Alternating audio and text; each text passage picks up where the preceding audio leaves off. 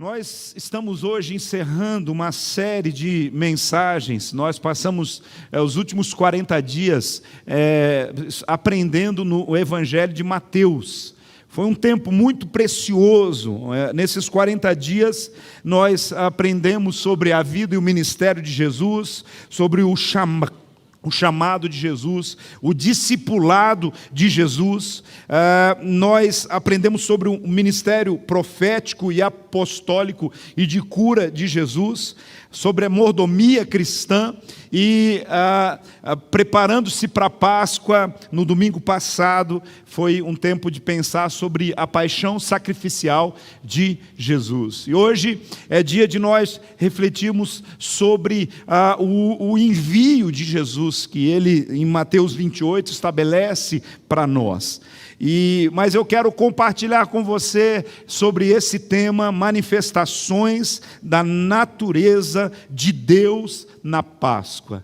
Deixa eu dizer para você, a gente encerra hoje uma jornada de 40 dias no Evangelho de Mateus e a gente começa uma jornada de 50 dias até Pentecostes. Pentecostes é exatamente isso, 50 dias depois da Páscoa. Nós começamos essa jornada de expectativa, né? Nós não temos uma série de mensagens nessa perspectiva, mas nós vamos começar essa contagem regressiva, porque nós temos por propósito estarmos celebrando pelo menos as 3 festas bíblicas, lembrando, reconhecendo esse propósito, que é a festa da Páscoa, que estamos aqui nesse propósito, a festa de Pentecostes, 50 dias depois da Páscoa, e nós celebramos também tabernáculos como um tempo profético, e estamos sempre nessa jornada profética, entendendo que Deus sempre está falando algo conosco. Hoje nós temos ainda ao final a Santa Ceia, e eu tenho certeza que vamos renovar essa aliança com Jesus. Se você quiser abrir a sua Bíblia comigo, você pode o fazer ou acompanhar, né? Abrindo no texto de Mateus capítulo 28, versículo 5 até o versículo 7. E a palavra do Senhor, eu peguei algumas partes, diz assim: o anjo disse às mulheres: não tenham medo. Eu sei que vocês estão procurando Jesus, que foi crucificado. Ele não está mais aqui, porque ressuscitou, como ele mesmo tinha dito. Venham, vejam o lugar onde ele jazia, e vão depressa e digam aos discípulos dele: ele ressuscitou dentre os mortos, está indo adiante de vocês para Galiléia, lá vocês o verão.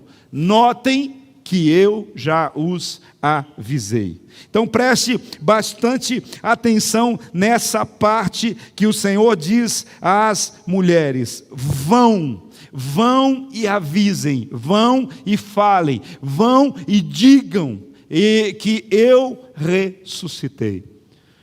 Quando nós falamos da ressurreição de Jesus, não é só um fato que alguém contou.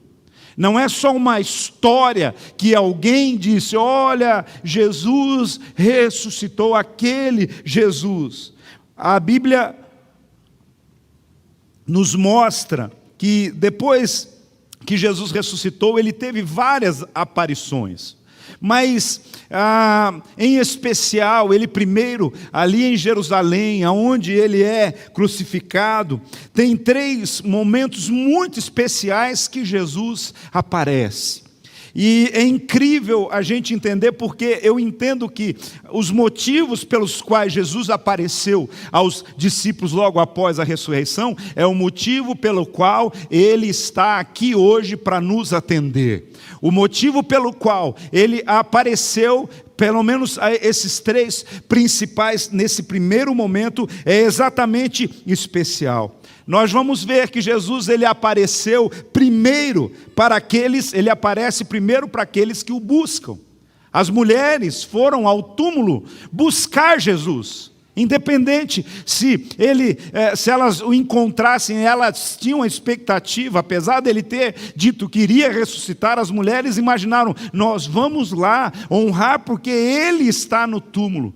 E o que nós vamos perceber é exatamente que a primeira aparição do Senhor é logo de manhã para Maria Madalena e a outra Maria, e nós vamos ver os relatos se colocando diante de nós. Mateus relata que também ela estava acompanhada por outra Maria, a mãe de Tiago, e em seguida estas Marias vão testemunhar aos discípulos, contar para eles o que está acontecendo. Então, você percebe que as mulheres foram as primeiras testemunhas de Jesus. Eu não sei porquê, né? Eu não sei porquê. Aliás, eu imagino, porque se você quer que uma notícia avance, conte para uma mulher. Quer ver boa notícia, né? Quer ver boa notícia, não é verdade? Então, Jesus aparece para aquelas que realmente estavam lá buscando. As mulheres são as primeiras testemunhas da ressurreição. Amém, mulheres? Glória a Deus por isso. Que privilégio, né? Que privilégio, isso mostra exatamente que o Senhor Jesus, Ele vem para mudar todo aquele bairrismo, toda aquela circunstância. O seu próprio ministério foi focado em restituir à mulher o seu lugar no reino, restituir à mulher o seu lugar na sociedade, a entender esse processo todo. Nós vamos ver que Jesus aparece a segunda aparição de Jesus é exatamente para aqueles que estão desistidos. Que incrível!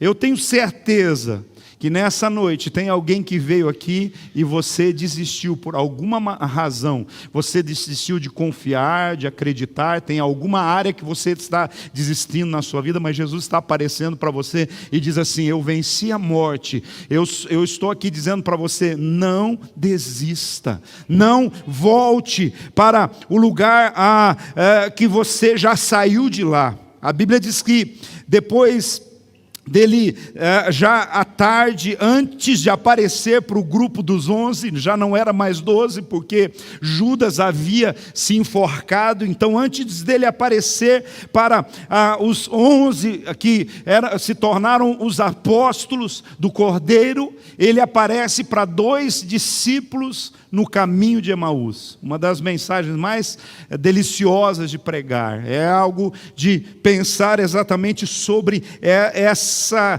condição. Jesus aparece, você vai ver as referências, estão aí, Lucas 24, do versículo 13 a 35, o Evangelho de Marcos também traz essa clareza, até em 1 Coríntios nós vamos ver uma referência a isso, mas lá no caminho de Emaús, nesse marcante encontro, nós vemos 2 elementos que estão conectados, inclusive ao momento que nós vamos viver isso, que é a Santa Ceia.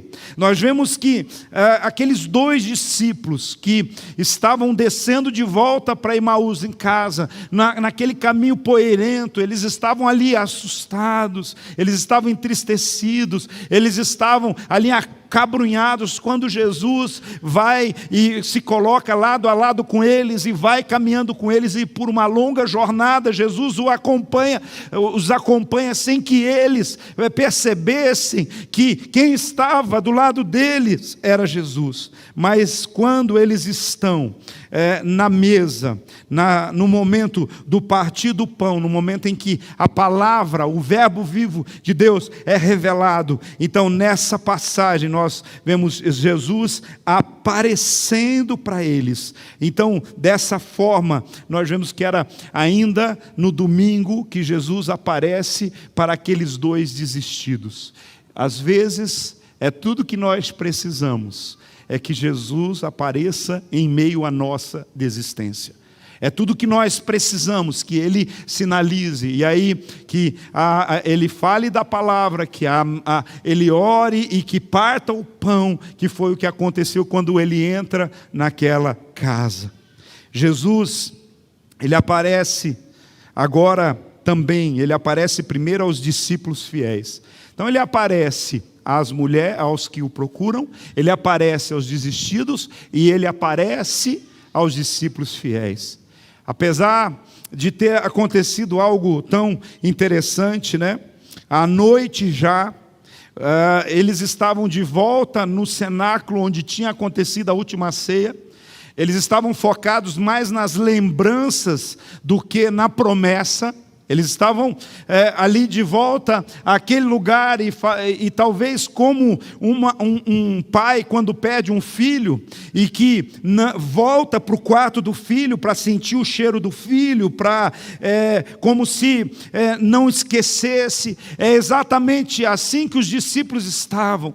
Eles voltaram para aquele lugar onde eles tinham tido o último momento de comunhão, de alegria, de esperança, ou seja, a sala usada para a última ceia. E Jesus aparece para eles 2 vezes ali. Ele aparece aos 11, primeiro no domingo, sem a presença do incrédulo Tomé. Sabe, às vezes a incredulidade de alguém tem que fazer Jesus ter um trabalho dobrado. Toda vez que a gente é incrédulo, a gente tem que fazer, às vezes, Jesus aparecer de novo. Jesus podia ter ido aparecer para outras pessoas, mas Tomé teve a sua dificuldade, como ele não estava lá, ele volta e depois de uma semana e com a presença de Tomé, falou, já que você não crê, toca, olha as marcas nas minhas mãos. Tem crente que vive a vida inteira com Jesus, mas quando algo estupendo, extraordinário acontece, ele, à distância, ele não acredita. Ele precisa ver para crer, mas nós somos uma geração de crentes que ele precisa ver para crer. Nós somos uma geração de crentes que crê para ver. Se você quer ver o milagre, você precisa crer. Se você quer ver a presença de Jesus, você precisa crer. Se você quer ver o que tem para acontecer na sua vida, você precisa crer. E aí a gente vai perceber ainda o livro de Atos dos Apóstolos, relatando a aparição do Senhor em Jerusalém aos apóstolos novamente, a outras testemunhas. Durante 40 dias, Jesus estava ali para que não houvesse nenhuma dúvida de que Ele havia ressuscitado. Eu quero dizer para você, talvez você não tenha notado como os discípulos de Emaús, mas Jesus tem aparecido para você todos os dias, caminhado ao seu lado todos os dias. Jesus tem trazido paz todos os dias, cuidado da sua família todos os dias. Jesus em todo o tempo tem estado ao seu lado.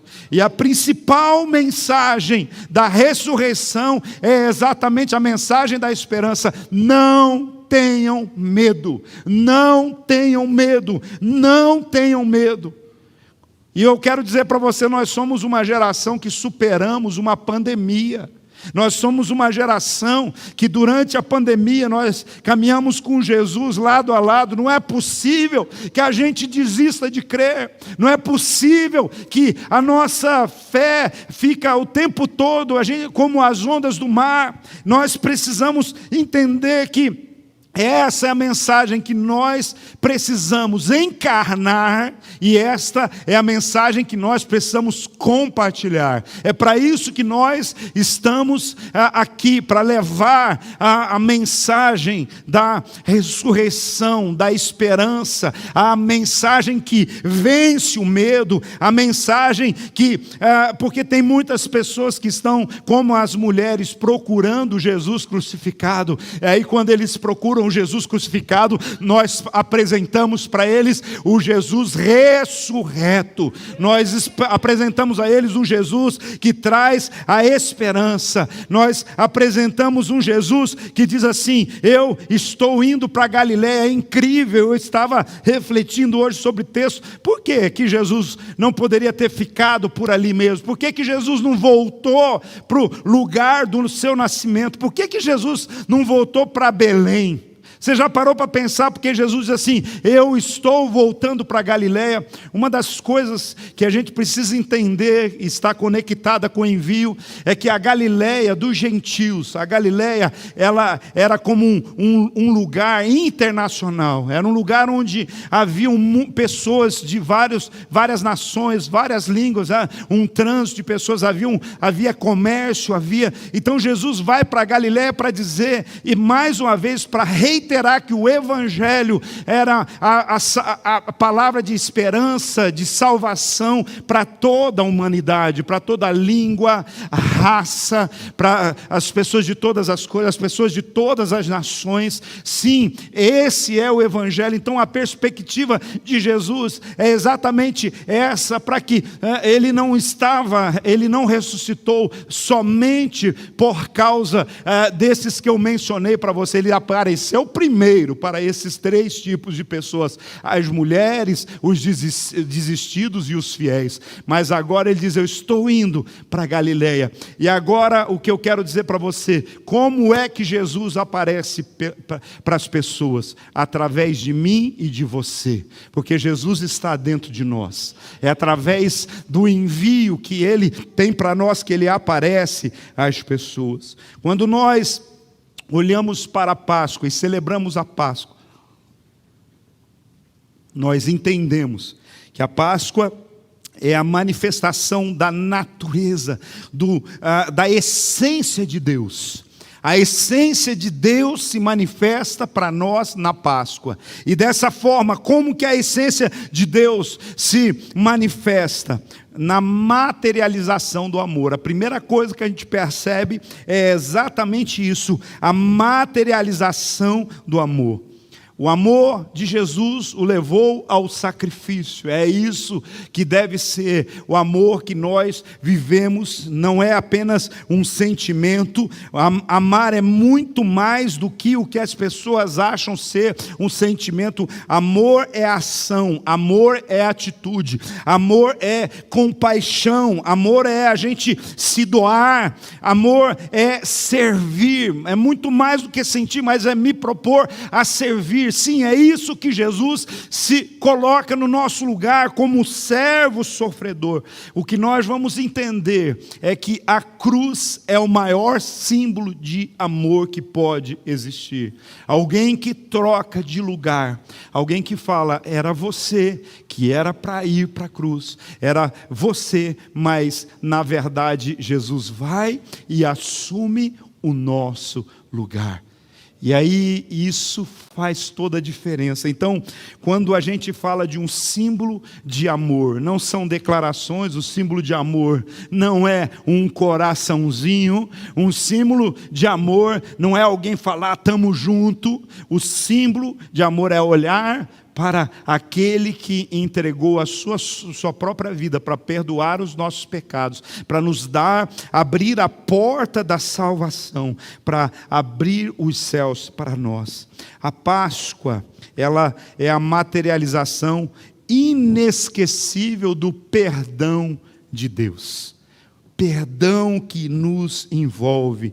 O Isaías 43, 25 diz assim, sou eu mesmo aquele que apaga as suas transgressões, e por amor de mim, que não se lembra mais dos seus pecados.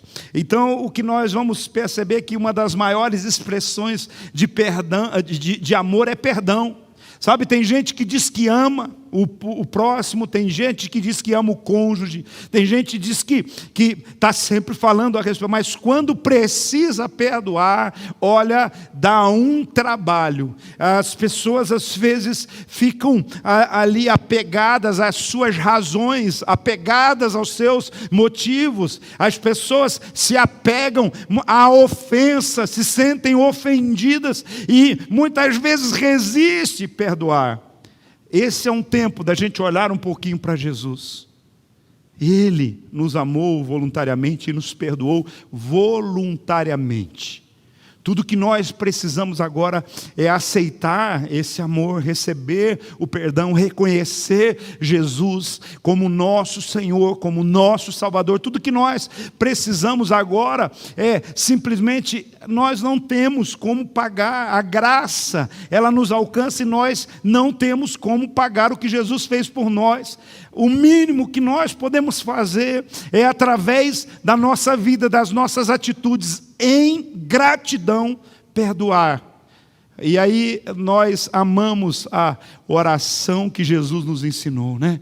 O Pai Nosso está quando alguém nasce, o Pai Nosso está quando algum time é campeão, o Pai Nosso está quando algum time perde, o Pai Nosso está quando alguém morre, o Pai Nosso, todo mundo está aí, mas às vezes as pessoas têm simplesmente uma repetição de coisas, mas um dos principais momentos da oração é aquela: perdoa as nossas ofensas, ou as nossas dívidas, ou os nossos pecados, seja como a gente olhar, como nós temos perdoado quem peca contra nós, como nós temos perdoado quem nos ofende, como nós temos perdoado quem tem nos ferido. Sabe, nós precisamos entender essa perspectiva do amor de Deus na nossa vida, no nosso coração. Então, há algumas coisas que sempre nós precisamos entender. Todos nós somos imperfeitos, pecadores. Homem algum tem poder e capacidade de salvar a si mesmo. Somente Deus pode salvar o homem, e Ele decide fazer através do sacrifício de Jesus, através da materialização do amor, que é exatamente o derramar da vida de Jesus na cruz do Calvário.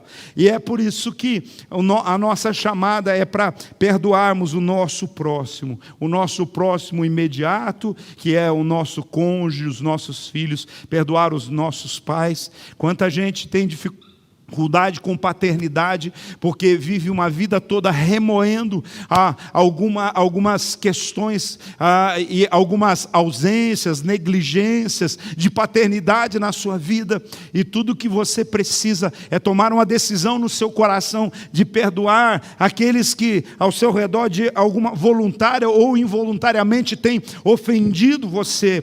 A Páscoa fala disso. A materialização do amor de Deus estabelece para nós esse entendimento, para que nós possamos entender: quem tem o amor de Deus, perdoa. Quem tem o amor de Deus, perdoa. Que tal você falar isso para o irmão que está ao seu lado?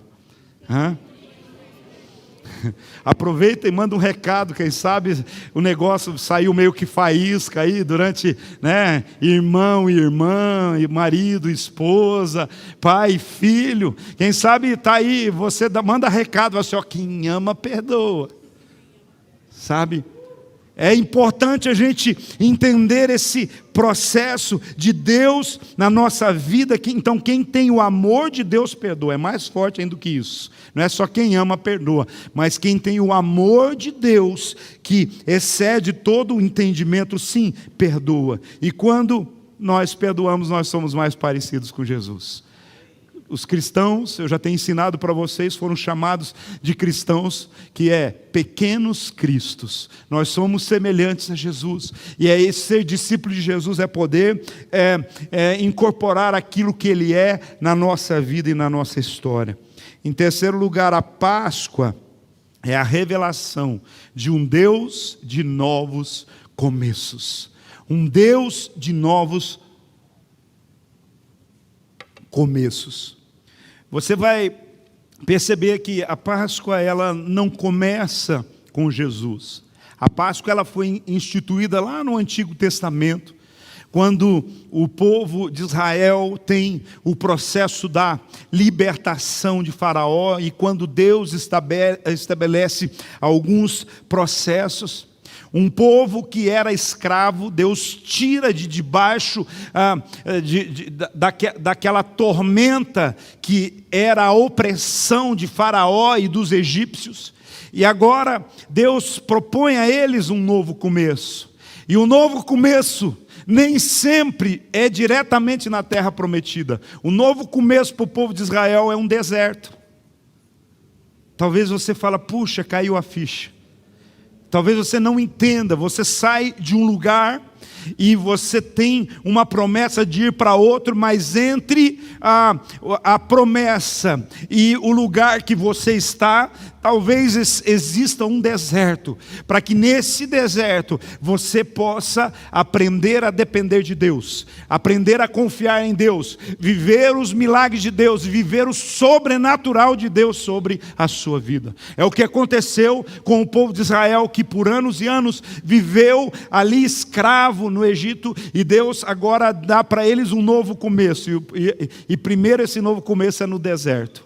Que luta, que dificuldade. Mas quando eles vencem o deserto, que não era para durar 40 anos, era para durar no máximo alguns meses, mas por causa da obstinação do coração deles, por causa da murmuração, por causa da resistência, eles ficaram 40 anos ali circulando no deserto. Eu quero dizer para você, experimente esse novo começo que Deus tem dado na sua vida, nesse deserto que você tem, sem murmurar, sem ter um coração obstinado. Aprenda a depender de Deus, aprenda a confiar em Deus no meio das suas lutas, das suas dores, das suas enfermidades, no meio das suas perdas, no meio das coisas que muitas vezes estão oprimindo você. Aprenda a depender de Deus. E é interessante que Êxodo capítulo 12, versículo 2, que fala da primeira Páscoa, Jesus diz: esse deverá ser o primeiro ano do mês para todos vocês, um novo começo. Não era um recomeço, mas um novo começo.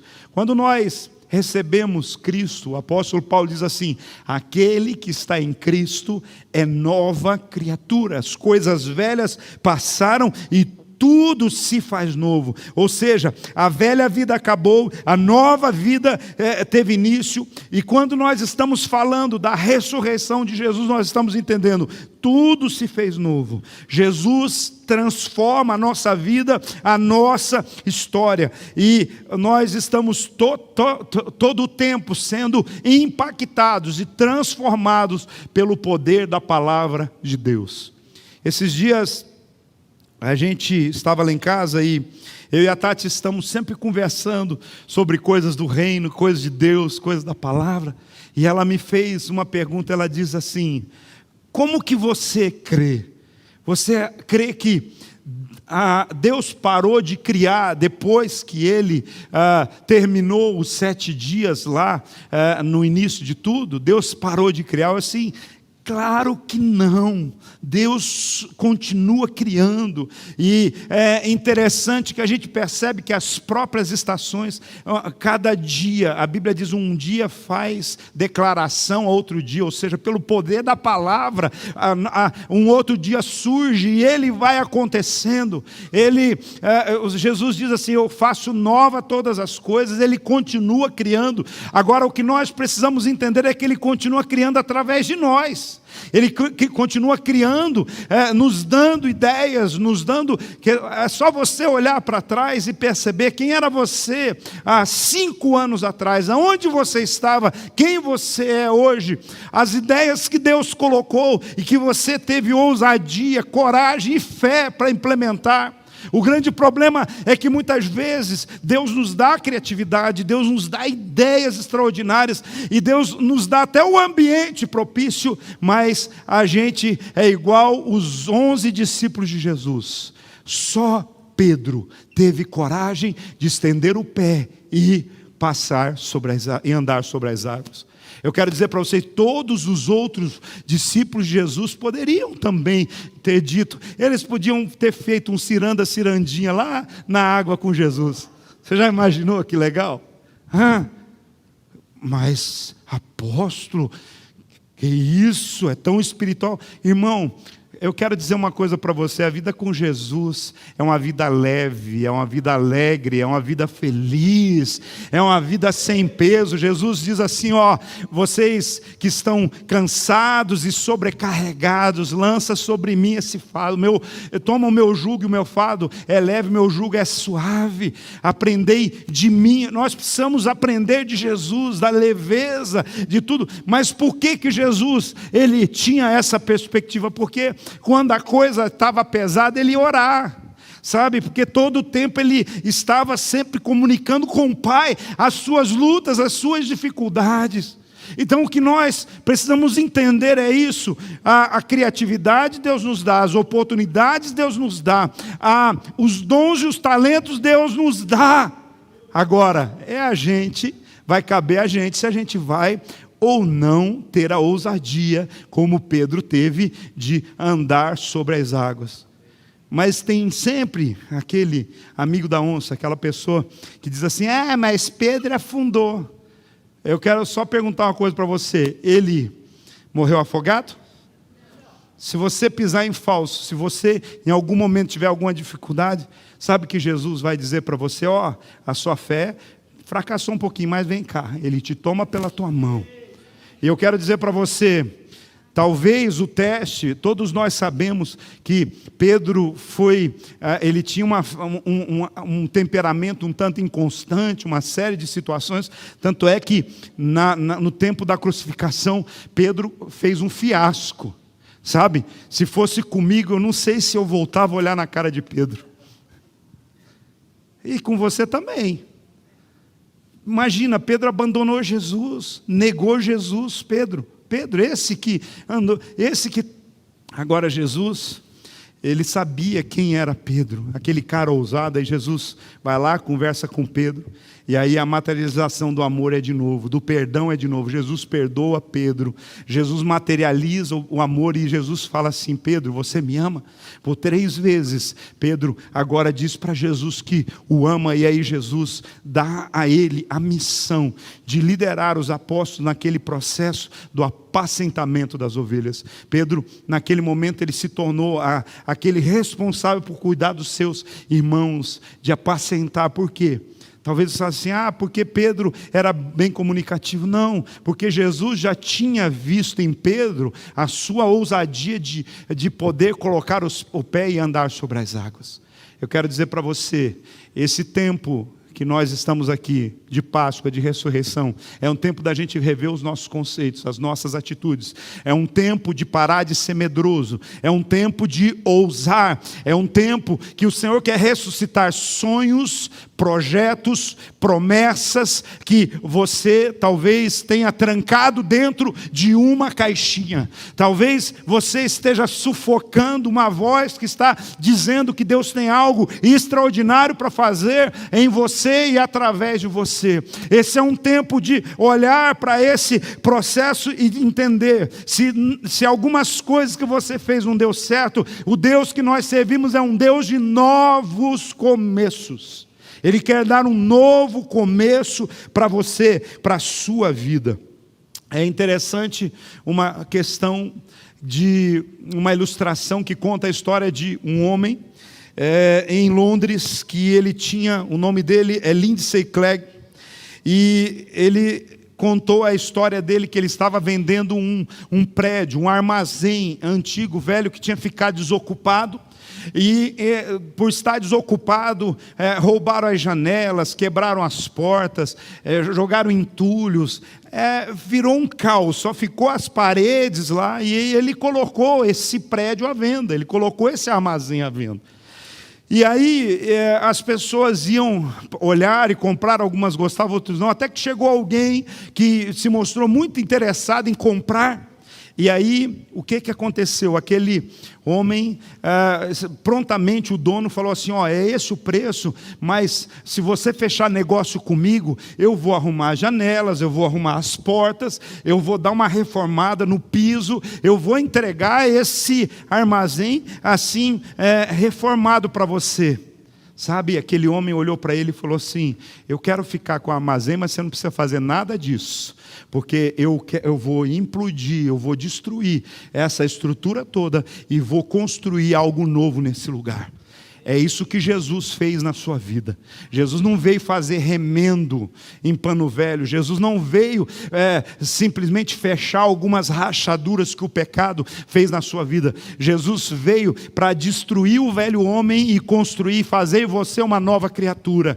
E essa nova criatura tem novos hábitos, novos pensamentos, novos comportamentos, novas ideias, uma fé poderosa, uma fé que vive segundo o poder da ressurreição. É exatamente isso que nós precisamos entender, falar, porque Jesus olha para nós e diz assim: não é você que limpa o lixo, não é você que reconstrói as janelas e as portas. Quando eu comprar esse lugar, eu vou construir algo completamente novo, diferente, algo realmente que eu quero aqui nesse terreno. É isso que Jesus está fazendo na sua vida, construindo algo completamente novo, fazendo nova todas as coisas. Comparados com a renovação que Deus tem em mente, os nossos esforços em fazer algumas melhorias são meros puxadinhos. Deus não é um Deus de puxadinho. Deus é um Deus que faz novas todas as coisas. Por isso, quando nós nos tornamos de Deus, a velha vida acaba, Ele faz nova todas as coisas. Tudo que Deus quer é o terreno. Tudo que Deus quer, sabe qual é o terreno? O seu coração. Ele quer a sua vida, tudo que Ele quer para Ele construir algo novo. Ele quer construir algo novo em você. Você precisa permitir que Deus construa algo novo na sua vida. Você pode se colocar em pé? O anjo disse às mulheres: não tenham medo. Eu sei que vocês estão procurando a Jesus, que foi crucificado. Ele não está aqui porque Ele ressuscitou, como Ele tinha dito. Vão depressa ao lugar onde Ele jazia, vão depressa e digam aos discípulos dele que Ele ressuscitou dentre os mortos e Ele está indo adiante de vocês. Mateus 28, 19 a 20, aí fecha esse ensino de Jesus em Mateus. Jesus dizendo, aproximando deles, disse: foi-me dada toda a autoridade no céu e na terra. Portanto, vão e façam discípulos de todas as nações, batizando-as em nome do Pai, do Filho e do Espírito Santo, e ensinando-os a guardar tudo aquilo que eu vos tenho ensinado. E eis que eu estou convosco todos os dias até a consumação dos séculos. Por isso, eu quero declarar hoje que nesse envio do Senhor para esse tempo que Ele tem para as nossas vidas, nós estamos abençoados debaixo da autoridade que Ele tem para nós. Nós estamos debaixo do poder dEle sobre a nossa vida, e é por isso que Ele está dizendo assim: vão e façam discípulos. Nós estamos abençoados nesse propósito, de levar essa esperança a muitas outras pessoas, declarando o amor de Deus. Deixa eu dizer para você, nós estamos abençoados por Deus não só para salvar a nossa cidade, não só para salvar a nossa casa, mas para irmos às nações da terra. Mas primeiro, nosso coração tem que ser entregue ao Senhor Jesus. As palavras de Jesus estão liberadas a nós. A ressurreição de Jesus comprova o seu poder sobre nós. Nós temos o selo do Espírito Santo sobre a nossa vida. E o que mais nós vamos fazer? Nessa noite eu convido você que ainda não tem aceitado e recebido Jesus como Senhor e Salvador da sua vida, que você o receba. Que você saiba que todas as religiões têm um líder, todas as religiões têm uma referência, mas de todas as religiões, esse líder tem um túmulo, e esse túmulo está ocupado. Mas eu quero dizer para você, não foi por apenas uma vez, mas por 14 vezes. E nessas 14 vezes, por mais de uma vez, eu estive em Jerusalém, no jardim do túmulo, e eu sempre fui naquele lugar. e aquele lugar estava vazio, e continua vazio, e vai continuar vazio. Mas todos os dias eu não preciso ir a Jerusalém. Eu vejo que Jesus está no trono, porque Ele está no trono da minha vida, Ele está no trono dessa igreja, Ele está no trono da história, porque não há nenhum nome maior do que esse nome, não há ninguém mais poderoso do que Ele, não há ninguém capaz de mudar. Ele mudou a história, Ele mudou o calendário, Ele mudou todas as coisas. E é exatamente esse Jesus que chama você para fazer parte do seu reino. É esse Jesus que oferece a você o perdão. É esse Jesus que diz: não tenha medo, seja destemido. Eu chamo você para ser obediente. Eu chamo você para ir junto nessa jornada, porque é esse Jesus que te dá autoridade, que te chama, que te envia e que tem a promessa de nunca deixar você sozinho. Põe a sua mão sobre o seu coração.